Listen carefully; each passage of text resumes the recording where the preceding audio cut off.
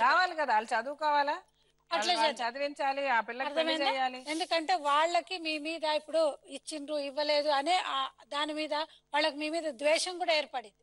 అవునా కదా? ఆ ద్వేషం కూడా ఏమి ఉండదు. కొన్ని రోజులు అయితే మా నాన్న మాకు ఇచ్చిండు అని, కొన్ని రోజులకు డెఫినెట్ గా మీరు అక్కడ పోండి, మాట్లాడుతుండండి, అప్పుడు ప్రేమ అనేది ఏర్పడుతుంది. ఇప్పుడు మీ భార్య, రెండో భార్య, మీకు కూతురు, మీ కుటుంబం మీరు చూసుకుంటారు. ఇక్కడికి వస్తే ఆ పిల్లలిద్దరిని మీరు చూసుకోలేరు. ఆ పిల్లలు క్షేమంగా వాళ్ళ అమ్మమ్మ తాత దగ్గర ఉంటారు. మీకు ఎప్పుడు కావాలంటే అప్పుడు వెళ్ళి చూసుకోండి. మీకు ఏదన్నా మంచి చేయాలంటే వాళ్ళకి చెయ్యండి, వాళ్ళకి బట్టలు కొనాలంటే కొనండి. మీరు ఎంత మంచి చేస్తే మీకు అంత పుణ్యం. అవునా?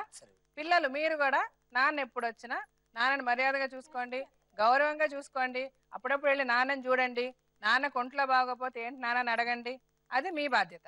సరేనా?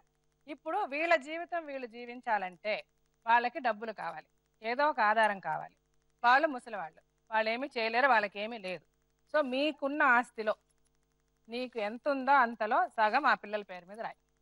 అది ఈ రోజు రావని వాళ్ళకి 20 సంవత్సరాల తర్వాత రానివి. ఇప్పుడు మీ భవంతి ఇల్లు ఉందన్నావు, అది మీ నాన్నగారు పోయిన తర్వాత మీరు ఎప్పుడైతే నీకు నీ తమ్ముడికి డివైడ్ చేస్తారో, భాగం చేస్తారో అప్పుడు ఇవ్వు.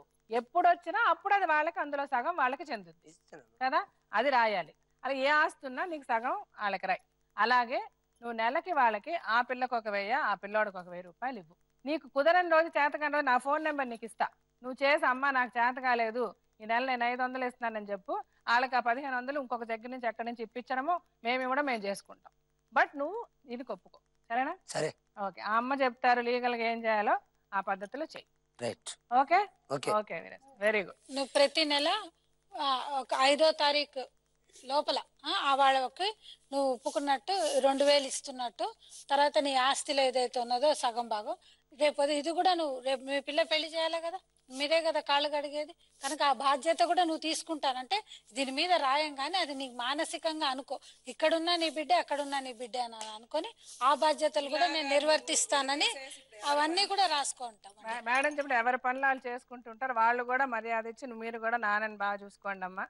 కొట్లాట్లు ఇప్పుడు అమ్మమ్మ చెప్పినా, తాత చెప్పినా, వెనకోళ్ళు చెప్పినా, ఎదరోళ్ళు చెప్పినా ఆయన మీ నాన్న కదా.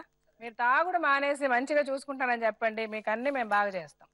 మేడం ఇదే సాక్షి, ఇదే ఇదే ఇది కూల్చేయలేకెళ్ళి శిక్ష, ఇది ఇది సమరాజ్యం. ఇక అంతకు మించి నీ ఒప్పిన మాట బరాబర్ నేను చేస్తా.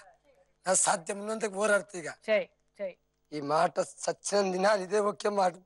మేడం నువ్వు మానేసిన రోజు నువ్వు ఒకటి ఆలోచించు, నువ్వు తాగుడు మానేసి నువ్వు మంచిగా నీ పిల్లల్ని చూసుకుంటే ఇదే పిల్లలు పరిగెత్తుకొచ్చి నాన్న అని నిన్ను పట్టుకొని వాళ్ళు పిలిచినా కూడా మేము ఎవ్వరు పిలిచినా రావు, మేము మా నాన్న దగ్గరే ఉంటాం అనాలి. వాళ్ళ అనాలంటే నువ్వు మారాలి.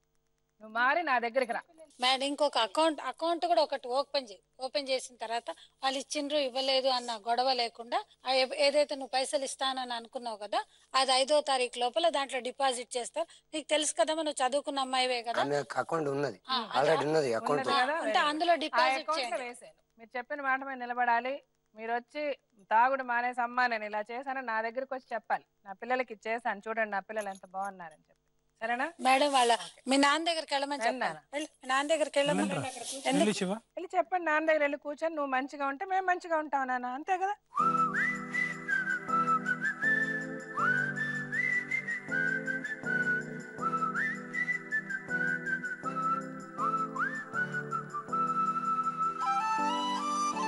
కావ్య చెప్పు నాన్నకి, నాన్న నువ్వు నన్ను మంచిగా చూసుకుంటే నేను మంచిగా ఉంటా చెప్పు. అది వెరీ గుడ్. మీరు పిల్లల్ని బాగా చూసుకొని ఇప్పుడు నెక్స్ట్ టైం నేను చెప్పకూడదు వాళ్ళకి, వాళ్ళే మిమ్మల్ని చూస్తే పరిగెత్తుకొచ్చి నాన్నని కౌగిలించుకొని ముద్దు పెట్టుకోవాలి. సరేనా? Very good.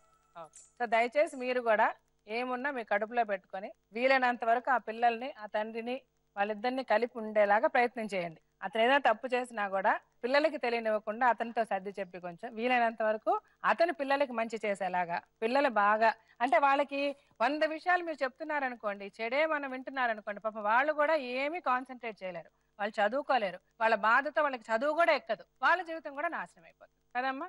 కొంచెం అందుకని వాళ్ళకి వీలైనంత వరకు చెడు జరిగినా అది మంచిగా చెప్పడానికి ప్రయత్నించండి. సరేనా? ఓకే.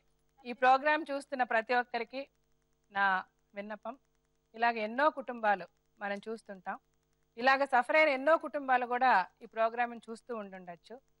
దయచేసి వీరేశం కథని ఒక ఉదాహరణగా తీసుకొని ఇలాగ సఫర్ అవుతున్న కుటుంబాలు ఏమన్నా ఉండి వాళ్ళు చూస్తూ ఉంటుంటే దయచేసి కుటుంబాలకు విలువనివ్వండి, కలిసి ఉండడానికి ప్రయత్నించండి, బాధ్యతగా పిల్లల్ని భార్యని చూసుకోండి.